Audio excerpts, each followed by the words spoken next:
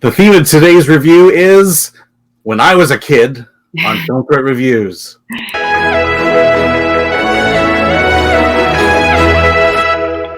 Hi, I'm Alan Ng. I'm with Zorianna Kit, and today we review Going Attractions, the definitive story of the movie palace.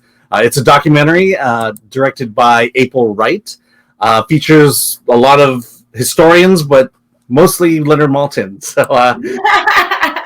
So, this is a documentary. It's about the old movie theaters of the past, the palaces they call them, and it's very historical. What did you think of Going Attractions? I am a huge history buff when it comes to the entertainment industry. I mean, I'm the person who, like, decades ago, before even being in the film industry, I read how Universal Studios was founded, or how Warner Brothers was founded, or how anything in Hollywood was founded. So I soak this stuff up, and I think that there's always something new to be discovered. So even though I was somewhat familiar with some of the stuff here, not everything, I loved it.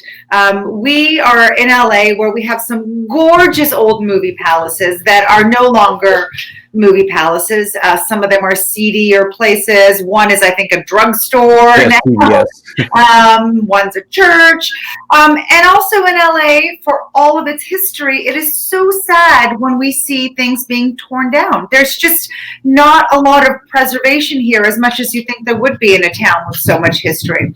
So I loved seeing this. I loved seeing the rise of these buildings, and then sadly some of their downfall, and their preservation that went in them. I lapped this up from a historical standpoint. Yeah, I mean, this film is nostalgic as hell. You know, I grew up in LA during the 70s, where, you know, these theaters were on the verge of shutting down if they hadn't been shut down at that time. You know, certainly it shows a lot of them turned into porno theaters, a lot of them turned into just shut down. I had never gotten to go into them at all as a kid, but I would drive by them all the time. And, you know, like the El Capitan, where we see a lot of screenings nowadays because Disney bought it. They went and refurbished it, and it's a beautiful theater, and it's just a callback to this old time when going to the movies was an event and a spectacle. And the Egyptian theater, which was recently, it's not in the documentary, but Netflix is kind of having some ties to the Egyptian theater now. So it's the irony is that the studios used to own these movie houses and then show their films exclusively, and then that was all deemed improper, and all, like, telecommunications companies having monopolies and stuff like that all broke apart.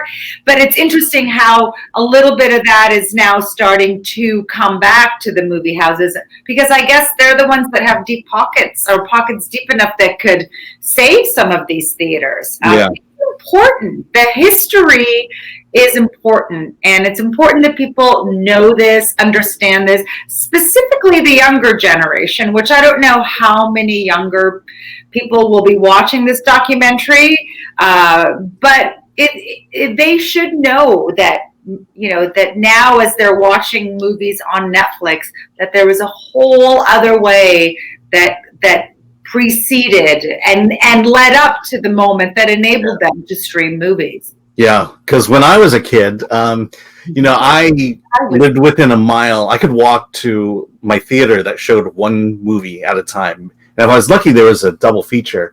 And then if I went out maybe 10, 20 miles, there's probably a total of 9 screens I could go to. And now, you know, I've got at least 100 screens I could go to now. You know, times have changed. Things have changed, and it's just amazing to kind of look back and just see where it all started, and just how much, you know, these companies just cared about, you know, that experience, so to speak. And now we're all in dark boxes, and now we're not even going to the dark box, which is a chapter that doesn't appear in the movie of, you know, where theaters are at today. Yeah, well, obviously this film was shot and completed before the pandemic, but yeah, the postscript to that film is that were the regular theaters, never mind historical ones, are going through their own issues right now, and maybe, you know, a few decades from now there'll be a whole new chapter to add on, and we'll see exactly the behind the scenes that was happening to the theaters right now in this moment. Now, I will say, as a documentary, this is very it has a very educational vibe to it. You know, it's just basically experts talking about times of the past. And Leonard Maltin is certainly like a local historical hero when it comes to film history, and film review for that matter. So you're going to get, you know, and of course there's no real film or video of that era. And so it's a lot of pictures, it's a lot of talking, and a lot of storytelling. And for me, you know, it's like that kind of is standard for me when it comes to documentaries and especially documentaries from the past, where it was just people talking. And so that may intrigue you or may not intrigue you. I didn't mind it because they were all sitting in movie theaters that were so glorious, or also in certain cases kind of dilapidated. So I loved the fact that they were in a theatrical element, because it just sort of added to the vibe. I loved the still photos and whatever little footage they could find. My only problem was I felt that the filmmakers tried to be a little cool by they did something with some of the stills, like they tried to make them like 3D imagery or adding some, and that didn't work for me. Like, let's just stick to don't doctor those photos and try to make them appeal to the younger crowd in this documentary. Like, just stick with the original way those photographs were photographed. That would be my only beef, I'd say. All right. Well, it sounded like you had a great time with the documentary. It just grabbed you. It hit a subject you already had the interest in. So I'm going to guess you gave it an 8, maybe an 8.5. I gave it an 8 because it really was so interesting to me. Just to see that part of LA. I didn't grow up in LA, so maybe that's part of the reason why I'm so interested in all of the history of LA, because it is my city now and has been for several decades. So yes, I definitely gave it an 8. And to me, this movie is a recommend for anyone who is interested about the entertainment industry, the film industry, Los Angeles. Although it's not just LA centric, I do have to tell you. Yeah. Chicago, it's New York. Yeah.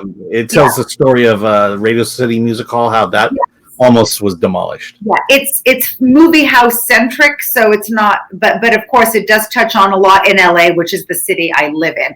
And at the end, they actually list the houses themselves and let you know how you can get there and find them and get in touch with them and support them. And I just thought, oh, what a great thing to do. I just may go on a little weekend road trip around LA and look at all those movies. Oh, yeah. And I also think you enjoyed this film, maybe not as much as I did. So I'd say maybe you gave it a 7.5.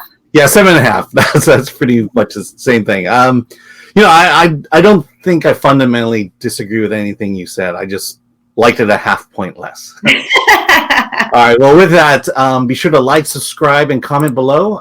Let us know about your experiences growing up in the movie theaters.